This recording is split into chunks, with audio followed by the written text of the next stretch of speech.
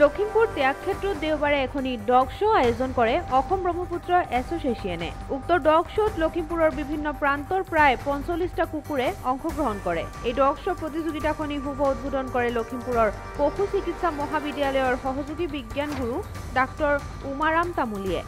অসম ব্ৰহ্মপুত্ৰ এছ'চিয়েশ্যনৰ উদ্যোক্তাসকলে জানিবলৈ দিয়ে যে লখিমপুৰত প্ৰায় ২০টা প্ৰজাতিৰ কুকুৰ আছে যদিও সকলো প্ৰজাতিৰ কুকুৰ এই প্ৰতিযোগিতাত অংশগ্ৰহণ কৰা নাই। তেওঁলোকে আশা কৰিছে যে অনাগত দিনত যাতে সকলো লোকে নিজৰ নিজৰ কুকুৰসমূহ লৈ এনেদৰে প্ৰতিযোগিতাত অংশগ্ৰহণ কৰে।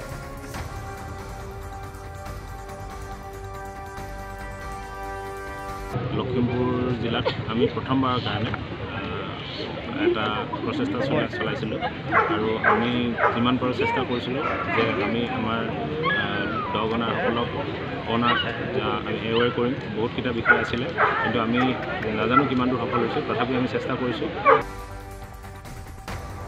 লখিমপুৰৰ পৰা ৰাহানুদ্দিন আহমেদৰ ৰিপৰ্ট, অসম আদিত্য।